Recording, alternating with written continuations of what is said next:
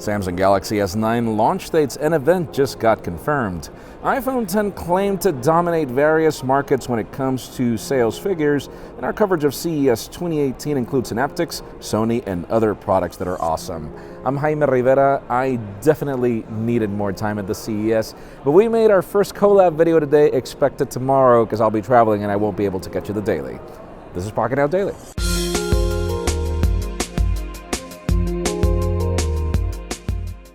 The official news today begin with our coverage of CES 2018. We've recorded a ton of videos, but we're a man short, so it's taken us a while to be able to put them together. Stay tuned. We've already got Sony, Synaptics. We've got some coverage as well from other products that really made some headlines at CES. Stay tuned for that. Again, link in the description for more information on our playlist.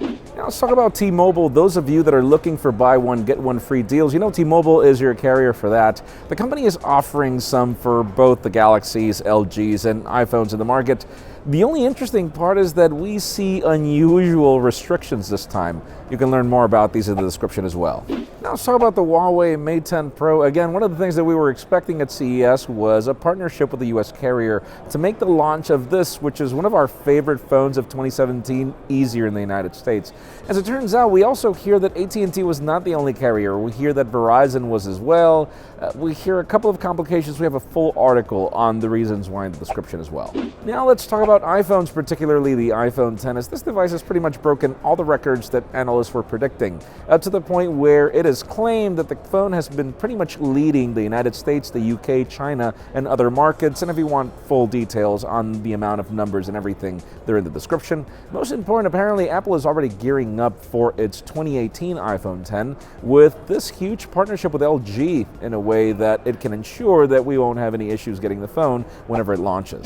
And finally, the very hot news today actually has to do with CES in Samsung's press conference. Obviously, we saw refrigerators, we saw televisions, we saw a lot of amazing things, but most important, DJ Ko came on record and confirmed that we can expect the Samsung Galaxy S9 at MWC 2018 in Barcelona. This would make a comeback of the Galaxy lineup to MWC, which is great. We will be covering the show live, but we wonder in the question today, do you think that it's the smartest for Samsung to launch the phone earlier or in the same time frame that it launched this year, well, pretty much last year, with the Galaxy S8?